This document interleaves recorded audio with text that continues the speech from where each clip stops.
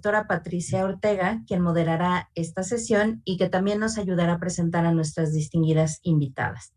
La doctora Patricia Ortega es anatomopatóloga por el Hospital General de México, citopatóloga por el Instituto Nacional de Cancerología, maestra en investigación clínica, fellow de la Academia Internacional de Citología y expresidenta de la Academia Mexicana de Citopatología. Actualmente es jefa del Laboratorio de Citología del Hospital General de León y profesora de la Universidad de Guanajuato. Bienvenida, doctora, y muchas gracias también a nuestros panelistas por su participación. Sean todos bienvenidos. Gracias, Vanessa. Agradezco la invitación y para mí es verdaderamente un honor y un placer estar en este panel tan interesante. Bueno, a continuación voy a presentar a las panelistas y comenzaré hablando de la doctora Lucely Cetina. Ella es médico cirujano general, médico internista, médico oncólogo, maestra en ciencias médicas y odontológicas de la salud y doctora en ciencias biológicas y de la salud. Además, forma parte del cuerpo de investigadores en ciencias médicas del Sistema Nacional de Investigadores del CONACYT Nivel 2.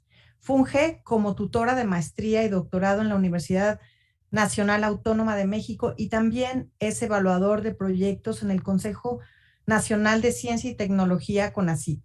Cabe mencionar que es conferencista nacional e internacional, autor y coautor de 72 artículos científicos en revistas indexadas y 17 artículos en revistas no indexadas y de difusión. Actualmente participa como investigador principal en 8 proyectos de investigación y protocolos y es miembro de las siguientes sociedades: Tumor Study Group, International Gynecology Cancer Society, American Society of Clinical Oncology y es miembro titular de la Sociedad Médica del Instituto Nacional de Cancerología. También es responsable del programa Modelo Integral para la Atención del Cáncer Cervicuterino localmente avanzado y avanzado en el Instituto Nacional de Cancerología. Bienvenida, doctora Lucely. A continuación presento a la doctora Elsa Díaz. Ella estudió Medicina General y fue reconocida con mención honorífica por la Facultad de Medicina de la Universidad Nacional Autónoma de México. Es especialista en ginecobstetricia y bioética y cuenta con una maestría en bioética por la Universidad Anáhuac. Cuenta además con un diplomado de colposcopía, laparoscopía, bioética, además de haber realizado curso de alta dirección empresarial del Instituto Panamericano de Alta Dirección Empresarial IPADE y el de dirección en servicios en la misma institución. Ha participado en protocolos de investigación sobre virus del papiloma humano y planificación familiar. Actualmente es director general del Grupo Especializado en Salud Femenina, GESFEM, investigador asociado en la Universidad Anáhuac, coordinadora del Comité de Gestión y Seguimiento de los Comités FEMEGOCOG. Ocupa la posición de tesorero del Colegio Mexicano de Especialistas en Ginecología y Obstetricia AC, la COMEGO, y forma parte de la mesa directiva en el periodo 2021-23. También es segunda secretaria de Federación Internacional de Colposcopía y Patología Cervical. Además, es titular del curso online del Diplomado Latinoamericano de Patología del Tracto Genital Inferior y Colposcopía de la Universidad Anáhuac. Buenos días, doctora Elsa. Un gusto. Hola, ¿cómo están? Es un placer estar aquí. Y finalmente quiero presentar a Mayra Galindo. Mayra, entre otras cosas, es una apasionada de su trabajo y gusta de apoyar causas sociales. Su compromiso por la defensa de los pacientes inició en 1979, año en que su labor altruista la llevó al Instituto Nacional de Enfermedades Respiratorias, INER, en el que se desempeñó durante 17 años, ocupando la presidencia. Su gestión se ha caracterizado por preservar los valores básicos, como no olvidar el sentido humano de la organización, el apoyo al paciente con grandes necesidades, sin ninguna protección social y de limitados recursos económicos, así como la lucha constante para mejorar las condiciones de atención para quienes viven con cáncer. Actualmente es directora de la Asociación Mexicana de Lucha contra el Cáncer, AC, y representante de redes sociales e internacionales como la Red Alianza Latina, el Movimiento Latinoamericano para Cáncer de Próstata y de la Coalición Mexicana para la Salud Mamaria. Es fundadora de la Red contra el Cáncer y del movimiento Juntos contra el Cáncer, integrado por más de 660 organizaciones cuyo fin es incidir en las políticas públicas para tener un sistema de salud más justo y equitativo. Es representante de la voz del paciente en la Fundación Mexicana para la Salud, FunSalud, y forma parte del equipo del Consejo en el Grupo Internacional de Experiencias de Organizaciones de Pacientes y EEPO. Hola Mayra, buenos días. ¿Qué tal? Buenos días. Buenos días a todas. Bueno, pues Buenos días. vamos a comenzar el panel. Y bueno, como introducción me gustaría decir que el cáncer cervicuterino ha tomado cada vez más relevancia en los temas de salud de la mujer. Este tipo de cáncer ha generado un impacto relevante en el entorno social, de salud y económico, y no solo en nuestro país, sino en el mundo. Y para conocer más acerca de este tema, comenzaremos a platicar acerca del contexto de este tipo de cáncer en nuestro país. Y para comenzar, me gustaría hacerle un par de preguntas a la doctora Lucely Cetina. La primera de ellas sería, ¿cuál considera que es el impacto de este tipo de cáncer en las mujeres mexicanas? Y en segundo lugar, en relación con los cánceres ginecológicos, ¿en qué lugar se encuentra? Bueno, pues muy buenos días, gracias por la invitación. Empezaré por la segunda pregunta y luego me regresaré a la primera, porque el cáncer cervicuterino, como usted lo mencionó, doctora, es un problema de salud en el mundo y en México. Es el cuarto tipo de cáncer ginecológico más frecuente en mujeres en edad reproductiva en el mundo, ocasionando 604,000 casos aproximadamente anuales por año y 341,000 muertes a nivel mundial. En México sigue siendo la segunda causa de cáncer y la segunda causa de muerte en mujeres en edad reproductiva.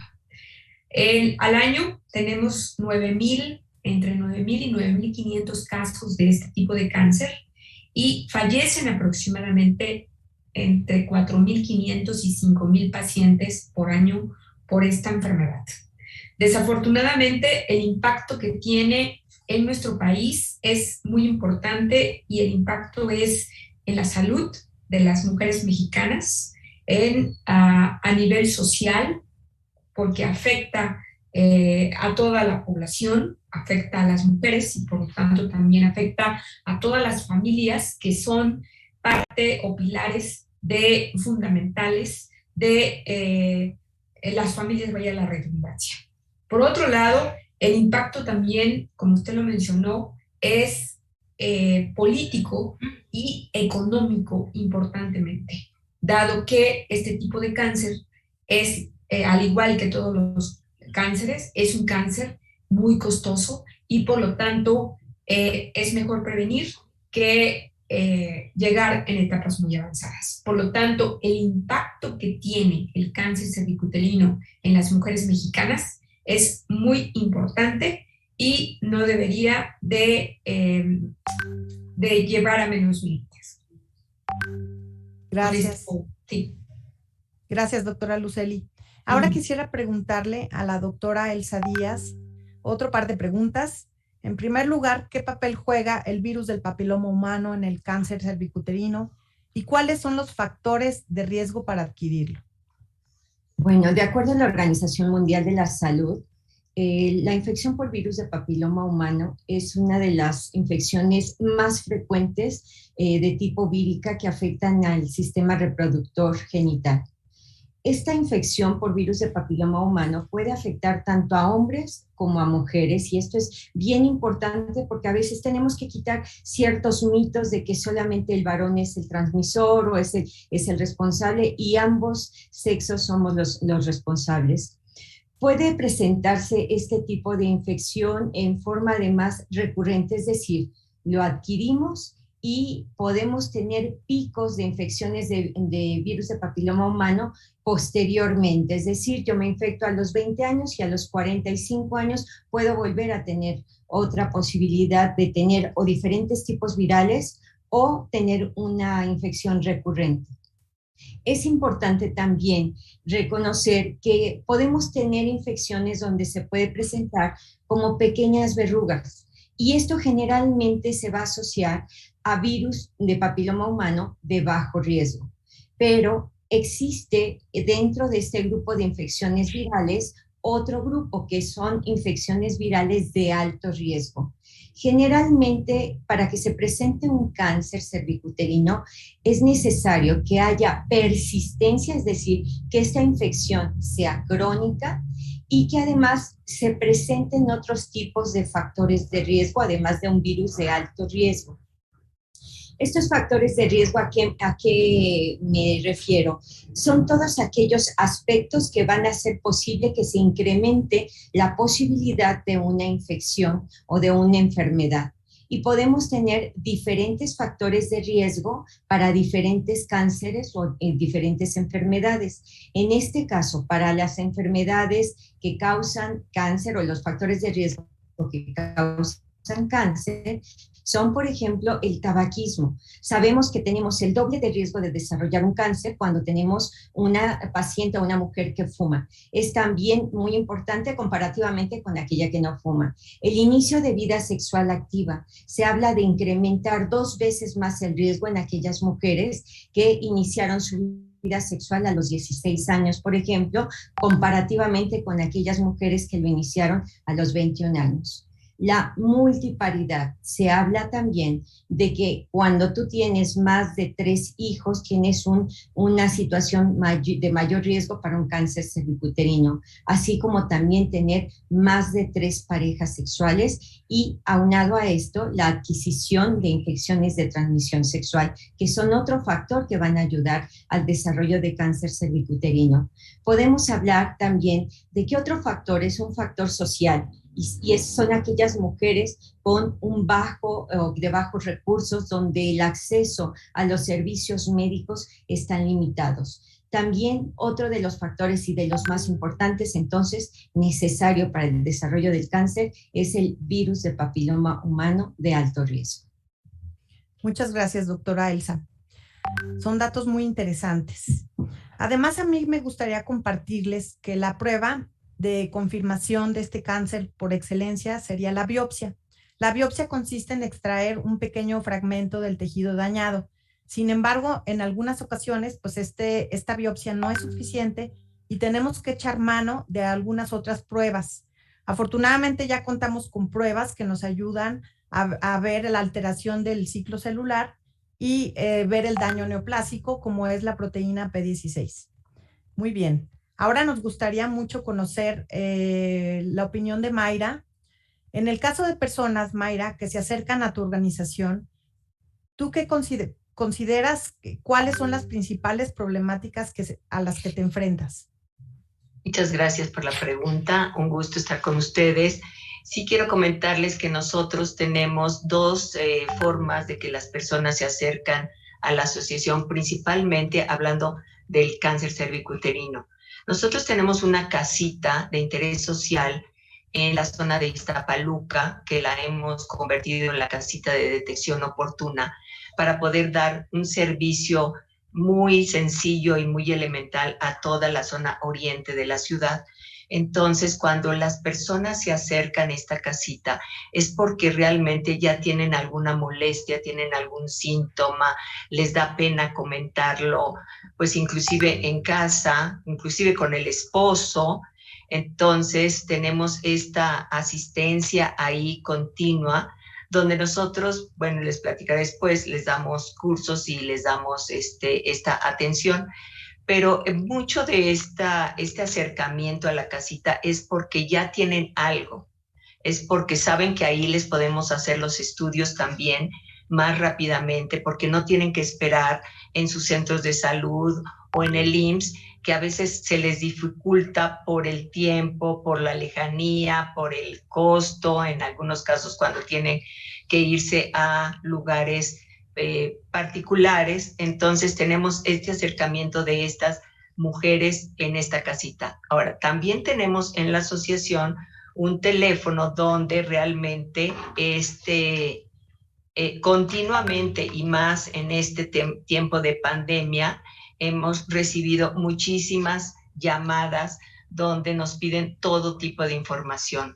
¿A dónde pueden acudir? ¿Quieren una segunda consulta? ¿Quién les puede dar esta información? Están ávidas de información, ¿sí? Entonces, te digo, son estos dos aspectos, uno ya como más técnico y el otro más de orientación, de consejería. Tenemos 2 personas en la oficina que enseñan a estas personas a navegar en nuestro sistema de salud. Esto quiere decir que las orientan a con quién ir, a dónde ir, cómo ir, qué medicamentos conseguir también, porque a veces no pueden conseguir los medicamentos. Entonces tenemos estos dos temas dentro de la asociación. Pues muchas felicidades por esta gran labor, Mayra. Y bueno, retomando lo que decías sobre que ya existe mucha información, sobre todo de estos temas en las redes sociales, me gustaría preguntarle a la doctora Elsa Díaz, ¿cuáles son las recomendaciones generales que las mujeres deben seguir para prevenir la adquisición de virus del papiloma humano y la evolución a un cáncer del cuello uterino?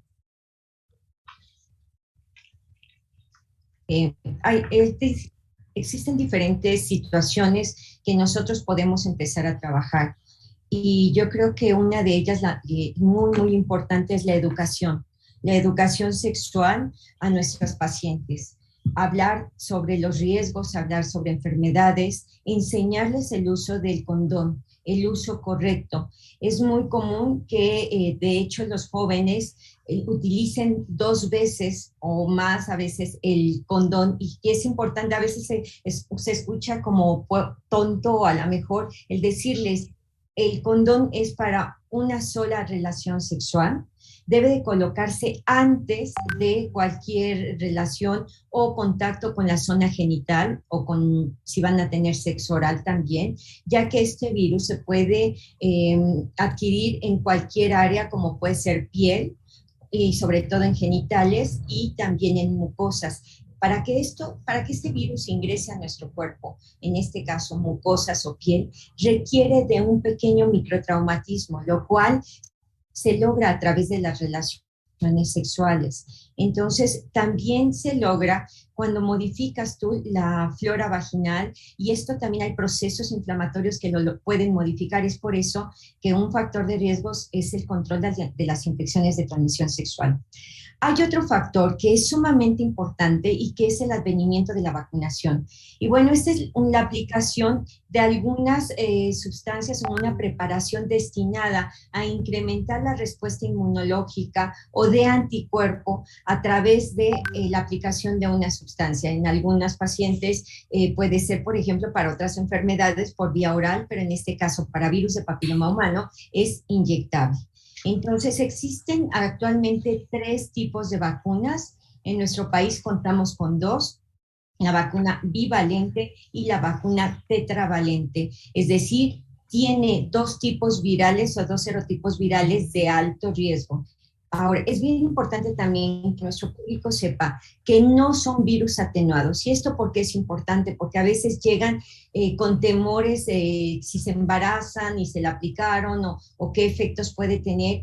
Y debemos de quitar esta situación de que no es un virus atenuados. Son partículas similares a virus y que son las encargadas de despertar una reacción inmunológica importante en la paciente o en los pacientes, porque la vacuna está indicada tanto para hombres como para mujeres. Pero en países como el nuestro se tienen los programas dirigidos hacia las niñas entre los 9 y los 11 años de edad o en el 5º año de primaria dentro de nuestros programas nacionales.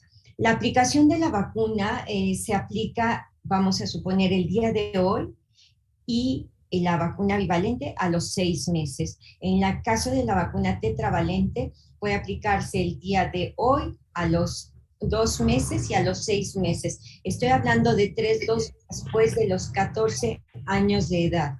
Es decir, si yo tengo 11 años, 12 años, la aplicación es solo de 2 dosis. Esta aplicación no tiene prácticamente efectos colaterales severos, tiene un poco de molestia o de dolor en el brazo, que es la reacción secundaria más frecuente. Y es muy importante mencionarle a nuestro público que en realidad esta forma de vacunación va a salvar millones de vidas. Y es importante que los padres ayudemos, informemos también o nos acerquemos a nuestros médicos para una consejería adecuada. Muchas gracias, doctora Díaz. Pues a mí me gustaría complementar un poco lo que ha dicho, que es una información muy completa. Me gustaría brevemente comentarles que es importante tener pruebas que permitirán un diagnóstico oportuno. De seguro, la prueba que más conoce el auditorio es el Papa Nicolau, que consiste en recolectar células del cuello uterino y verlas en el microscopio. Sin embargo, se ha visto en los últimos años que esta prueba de Papa Nicolau tiene limitaciones y que puede dar falsos negativos. Entonces, a esta prueba pues, se ha agregado también en los últimos años una prueba más eficiente, que es la prueba de PCR para identificar virus del papiloma humano de alto riesgo. Esto pues lo recomienda la Organización Mundial de la Salud y la norma oficial mexicana 014. Muy bien, pues continuemos con nuestra charla. Me gustaría que la doctora Lucely nos comentara en qué etapas de este tipo de cáncer llegan las mujeres a buscar atención y qué podría hacer para tener un diagnóstico oportuno. Esta pregunta es muy importante y es muy desafortunado decir, o más bien es muy desafortunado, que el 80% de las pacientes que llegan por atención al Instituto Nacional de Cancerología se presentan en etapas localmente avanzadas y el 10% en etapas avanzadas. Solamente el 10% restante se presentan en etapas tempranas. Esto es difícil de entender. Desafortunadamente, cuando el cáncer llega en una etapa localmente avanzada o avanzada, desafortunadamente las probabilidades de sobrevivir son menores. Entonces, en etapas localmente avanzadas, aproximadamente tenemos un porcentaje de supervivencia del 50 hasta el 80%. En etapas avanzadas solamente de 30% y en etapas tempranas puede sobrevivir una mujer hasta en un 90-95%. Por lo tanto, es muy importante todas las medidas de prevención que ustedes han mencionado anteriormente, tanto educación, difusión, vacunas y la detección oportuna. Estoy completamente de acuerdo. Desafortunadamente, esto no solamente ocurre en el Instituto Nacional de Cancerología, sino también ocurre en todo nuestro país. El 80% de las mujeres que llegan por atención a los diferentes hospitales llegan en etapas localmente avanzadas, en donde la supervivencia es menor. Entonces, esto es muy importante tomarlo en cuenta. Claro, es una verdadera tragedia lo que comenta, doctora. Bueno, sí. Ya ahora me gustaría a comentar con Mayra. Me imagino que, Mayra, en tu organización realizan acciones para sensibilizar a la población en relación a este tema de salud pública. ¿Nos podrías comentar brevemente qué acciones realizan?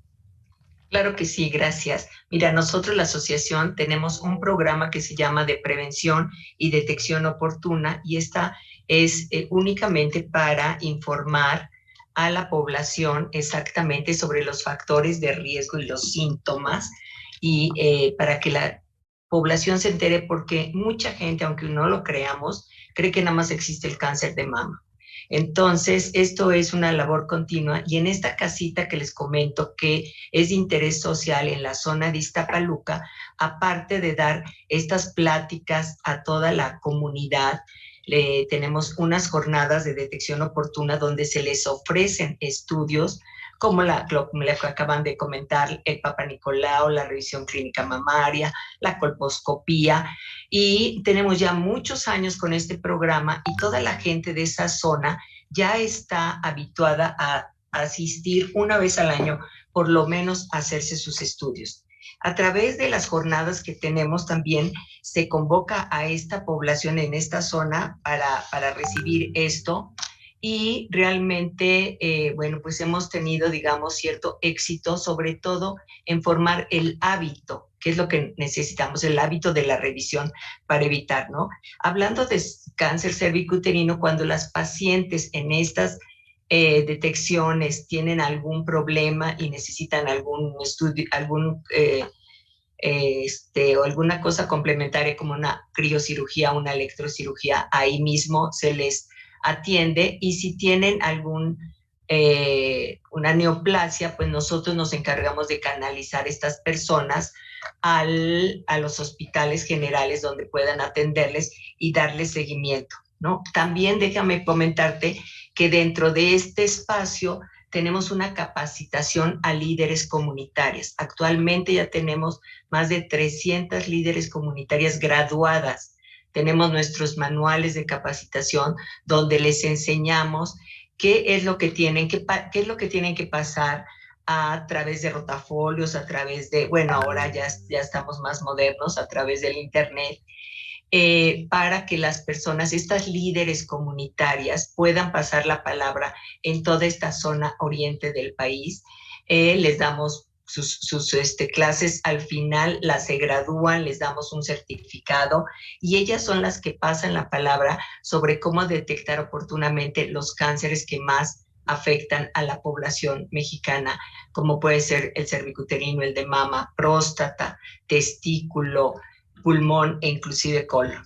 Entonces, esta es otra de las acciones que tenemos, porque lo que vemos es que es necesario también empoderar a las mujeres, que sepan que ellas tienen derecho a la salud, que tienen derecho a demandar los servicios de salud, y esto lo hacemos a través de una escuela de pacientes justamente que se llama así, Mi Salud, Mi Derecho.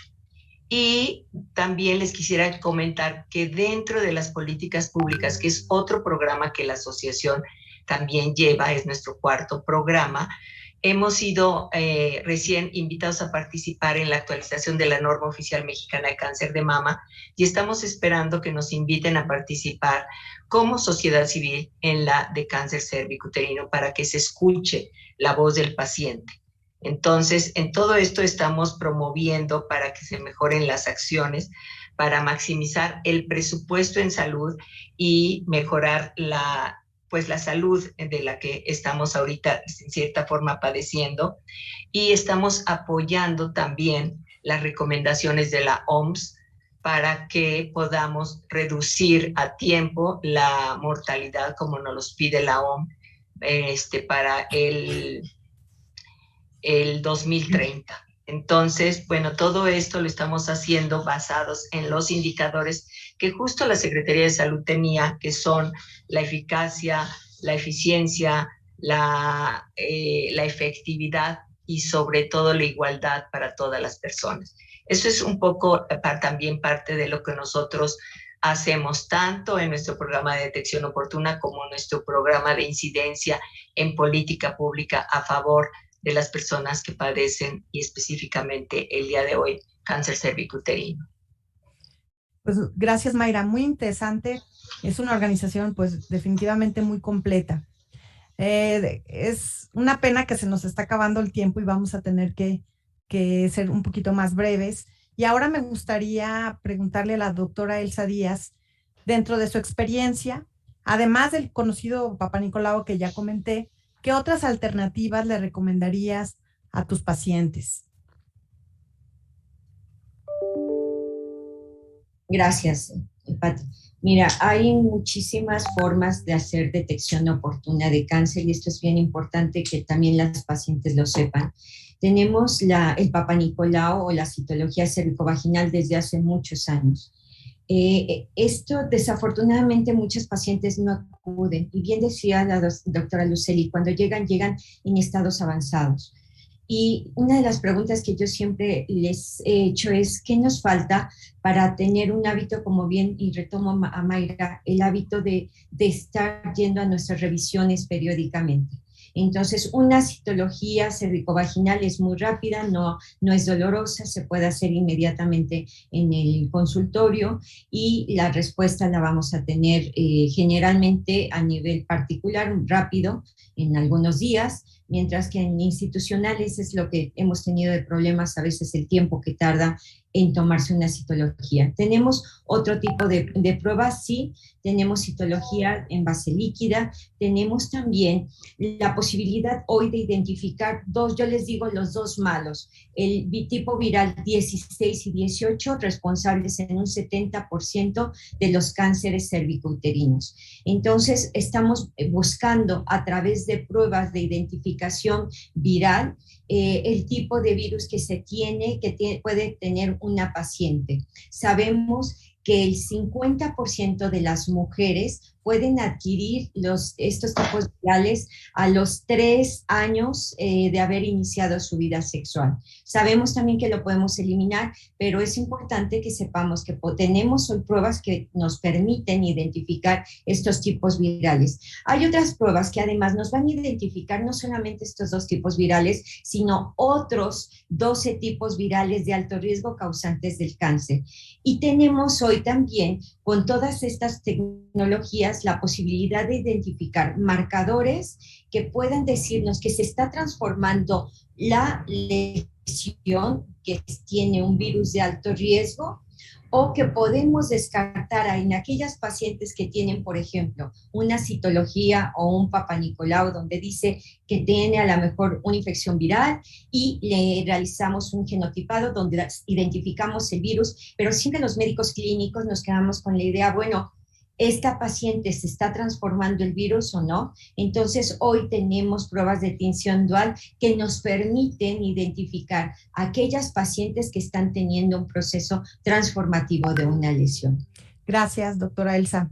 Doctora Lucely Cetina, desde la gran labor que realiza usted en el Instituto Nacional de Cancerología, ¿qué nos podría hablar sobre la importancia de un enfoque multidisciplinario en la atención de pacientes que ya han desarrollado cáncer del cuello uterino? Es completamente indispensable y necesario. Una persona con cáncer es un ente completo. Por lo tanto, no solamente necesita el tratamiento oncológico, sino necesita un tratamiento nutricional, psicooncológico y de apoyo para poder salir adelante. La nutrición muchas veces la hacen de lado, más sin embargo, este tema es fundamental para los pacientes que tienen cáncer. Por lo tanto, el tratamiento multidisciplinario de los pacientes con cáncer cervicuterino y en general de los pacientes oncológicos es necesario, fundamental. Muchas gracias, Lucely. Y ahora quisiera preguntarle a Mayra Galindo, desde las acciones que realizan en su organización, ¿cuál considera que debe ser el siguiente paso para las personas que tengan un diagnóstico oportuno? Bueno, pues mira, en realidad yo creo que los determinantes sociales son muy importantes para que estas mujeres puedan tener un diagnóstico oportuno, porque viven en comunidades muy vulnerables, geográficamente complicadas. Las principales problemáticas que enfrentan, a las que nosotros debíamos de estar poniendo atención, es definitivamente la falta de recursos, el desempleo, la violencia doméstica, el difícil acceso a los servicios de salud y el desconocimiento o la falta de información. Entonces, pues nosotros es lo que hacemos, ponemos nuestro granito de arena, como les comentaba en la pregunta anterior, con nuestras campañas de información, con nuestra casita de detección oportuna, aunque sabemos que esta es una labor titánica, pues queremos, es una gotita de agua en la inmensidad de las problemáticas que tenemos. Creo que también como una sugerencia, hemos desperdiciado la posibilidad de usar el radio, porque no muchas de las personas a las que nosotros atendemos usan la tecnología y tienen acceso a la tecnología. Entonces, y tenemos muy diferentes Méxicos. Tenemos el México de las ciudades, México de las comunidades, México de las playas. Entonces, para acceder y realmente llegar a estas personas y subir el nivel de información y de acceso, tendríamos que estar haciendo campañas permanentes a través del radio. Creo que es una sugerencia que me gustaría que se tomara en cuenta, no sé por qué. Gracias, Mayra. Y es una pena que ya se nos terminó el tiempo, y como última pregunta nos gustaría que nos compartan las panelistas desde su perspectiva y a manera de conclusión, ¿cuál es el principal reto que consideran enfrentan las mujeres para poder mejorar el panorama de quienes están infectados por VPH o que posteriormente van a presentar un cáncer cervicuterino? Comenzamos, doctora Elsa. Sí, muy brevemente, yo sí quisiera decirle, el tamizaje o la detección oportuna de cáncer se lleva a cabo a partir de los 25 años. Evitemos sobrediagnósticos y sobretratamientos. Trabajemos sobre los factores de riesgo que acabamos de mencionar y que son los factores que nos ayudan a desarrollar cáncer.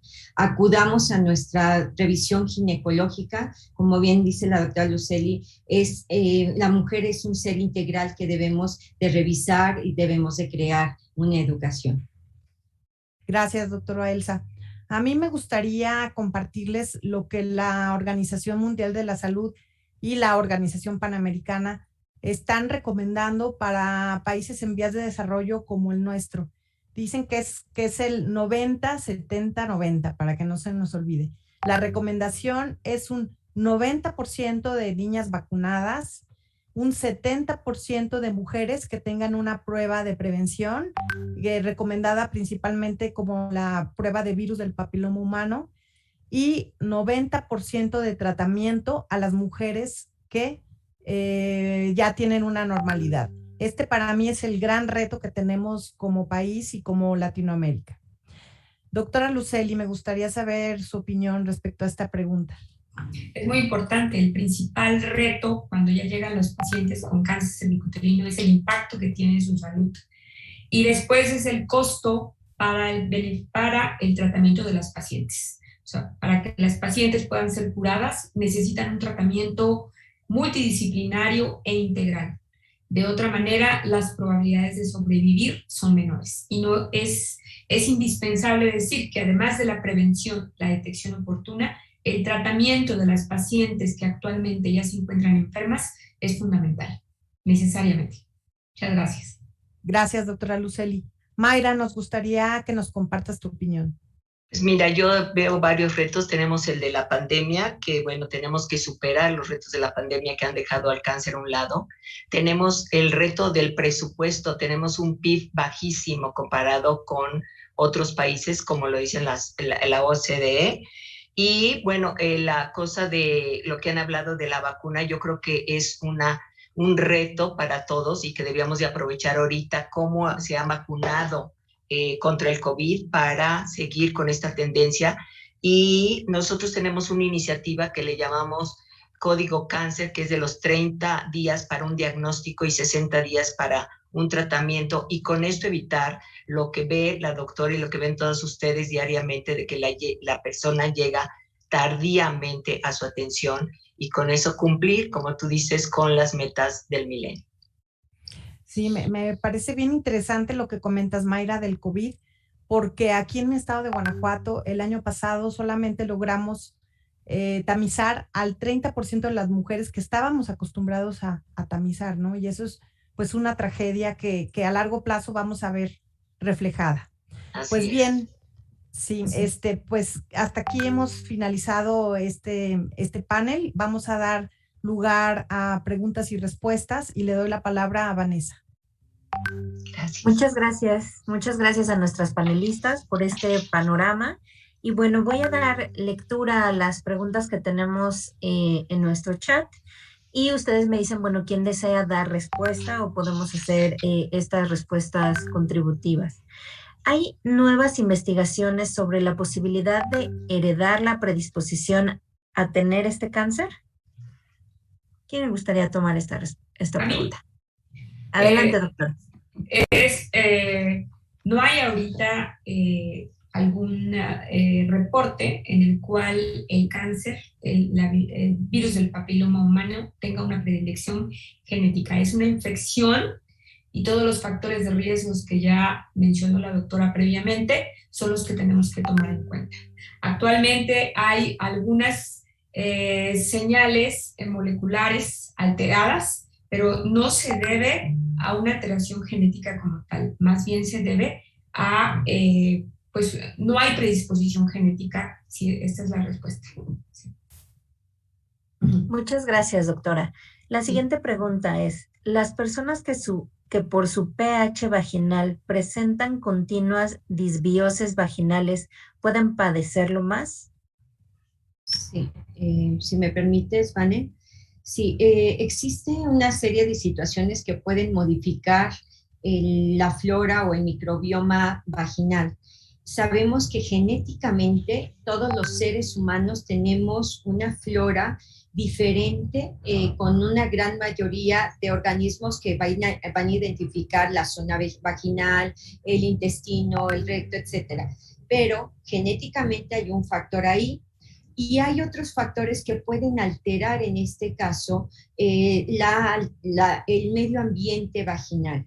Esto va a favorecer al desarrollo de infecciones o de adquirir también el virus de papiloma humano. De hecho, se habla que aquellas pacientes que están teniendo modificaciones en su flora vaginal pueden ser también más propensas a adquirir este tipo de infecciones virales. Muchas gracias, doctora. Tenemos una pregunta adicional que dice, ¿la conización de cuello de útero sigue siendo un tratamiento de prevención del CACU en jóvenes nulíparas a quienes se les haya encontrado BPH? No, yo creo que podemos participar aquí, pero definitivamente una conización no es un método de prevención y tampoco es un método de tratamiento de virus de papiloma humano. Tiene indicaciones muy precisas el llevar a cabo una conización, sobre todo cuando nosotros estamos encontrando ya una lesión precancerosa o transformativa en una paciente.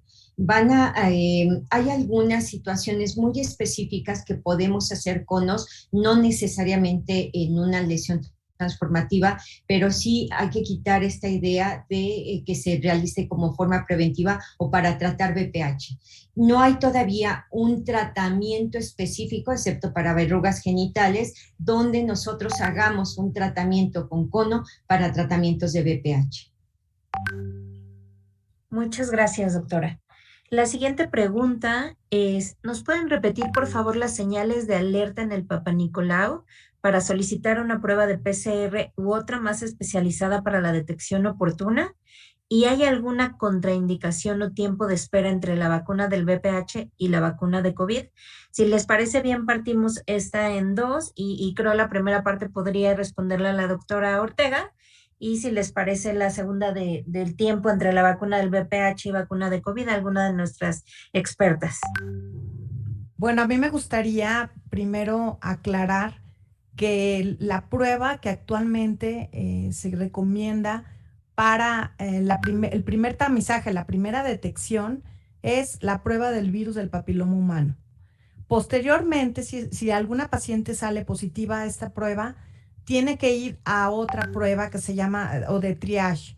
Este tipo de pruebas puede ser un Papanicolau, que tiene gran especificidad, una citología en base líquida, o puede ser otras pruebas que nos van a hablar de lo que decía la doctora Elsa, de una enfermedad transformante.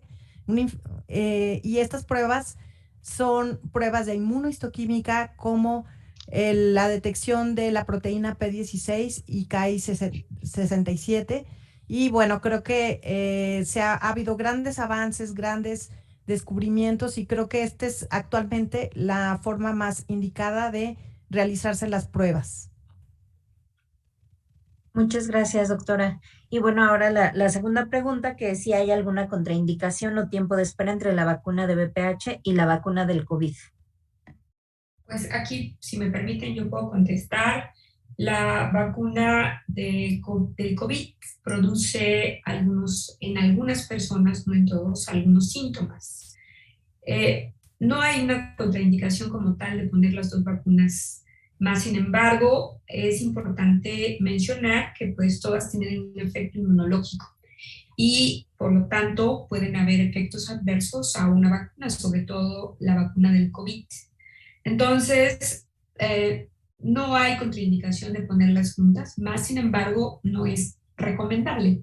Es mejor esperar por lo menos 1 o 2 semanas para poner la vacuna del Papa Nicolau. Esto solamente es un supuesto, porque definitivamente no hay ninguna contraindicación. Más sin embargo, el sistema inmunológico es el afectado y las personas reaccionan de manera diferente. Por lo tanto, es mejor sugerir que sea por lo menos 1 o 2 semanas después. Muchas gracias, doctora. Sí. Y la siguiente pregunta dice, quisiera preguntar qué tanto influye el hiper o hipotiroidismo en enfermedades relacionadas con el tema cervicouterino. ¿Puedo contestar? Tampoco hay una relación entre el hipo y el hipertiroidismo y el cáncer cervicuterino. Son enfermedades diferentes y bueno, cada una de ellas, lo que sí es que una persona podría tener mayor síntomas si es hipertiroidea, hipotiroidea y además tiene cáncer cervicuterino. Pero en general no influye una con la otra, son enfermedades diferentes. Muchas gracias, doctora. Bueno, Sí, pues estas son las preguntas que teníamos por parte de nuestra audiencia, por lo cual, bueno, quiero agradecerles a ustedes, panelistas, por darnos este panorama tan integral. Fue una plática muy rica y creo que a todos nos deja claros muchos mensajes y muchos retos que enfrentamos y que pues sin duda tenemos que dar seguimiento todos juntos para poder cambiar el impacto de este tipo de cáncer en México y en el mundo. Y pues agradecerles a ustedes por su participación, por su visión, también agradecer a nuestros invitados de los medios de comunicación que se unieron con nosotros a esta sesión y pues esperando que todos estén bien, pues nos vemos pronto. Muchas gracias. muchas Gracias, gracias. Moni. Gracias. Gracias. Bonito día. Gracias por la invitación. Hasta luego. Adiós.